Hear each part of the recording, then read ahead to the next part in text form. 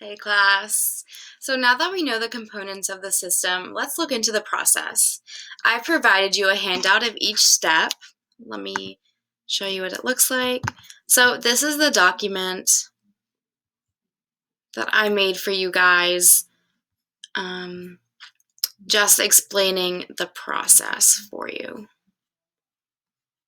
Okay, let's go back. All right. So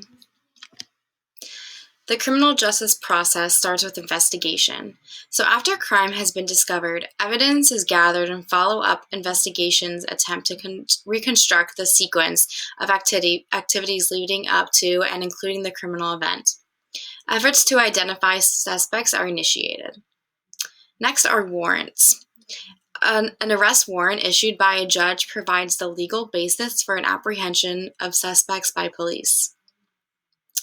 Warrants will lead to arrest. So in an arrest, a person is taken into custody, limiting the arrestee's freedom. Arrest is a serious step in the process of justice. During arrest and before questioning, defendants are usually advised of their constitutional rights or Miranda rights. Booking. Following arrest, suspects are booked. Booking is an administrative procedure where pictures, fingerprints, and personal information are obtained. A record of the events leading up to and including the arrest is created. In some jurisdictions, DNA evidence may be collected from arrestees.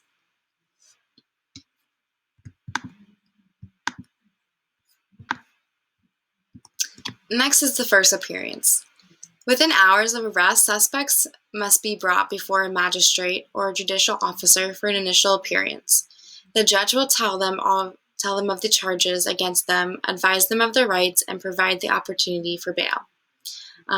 In PA, you will go in front of a magisterial judge, so a magistrate. Next is a preliminary hearing. The purpose of a preliminary hearing is to establish whether sufficient evidence exists against a person to continue the justice process. At the preliminary hearing, the hearing judge will seek to determine whether there is a probable cause. The process provides the prosecutor with an opportunity to test the strength of the evidence. Information or indictment. In some states, the prosecutor may seek to continue the case against a defendant by filing an information with the court. Other states require an indictment be returned by a grand jury. The grand jury hears evidence presented by the prosecutor and decides whether the case should go to trial. Arraignment. At arraignment, the accused stands before a judge and hears the information or indictment against him. Defendants are again notified of their rights and asked to enter a plea. Pleas include not guilty, guilty, and no contest. No contest may result in a conviction but cannot be used in trial as an admission of guilt.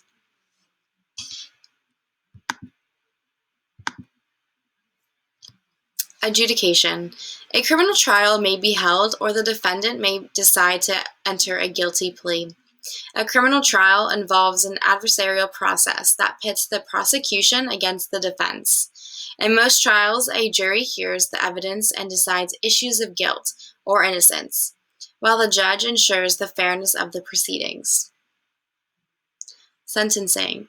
After the person has been convicted, it is up to the judge to determine the punishment. Prior to sentencing, a sentencing hearing is sometimes held in which attorneys for both sides can present information to influence the judge's decision. Once you are sentenced, corrections will begin. So the corrections period begins following sentencing.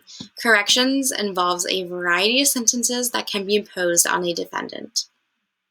Re-entry. Not everyone who has been convicted of a crime goes to prison. Probation imposes requirements or restrictions upon offenders.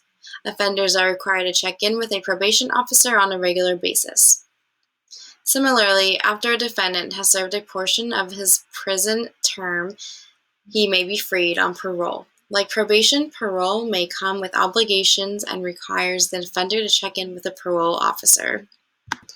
But our time is coming to an end, guys. I just want you to think, what do you think about this process? Are we treated with fairness? And is the process too long?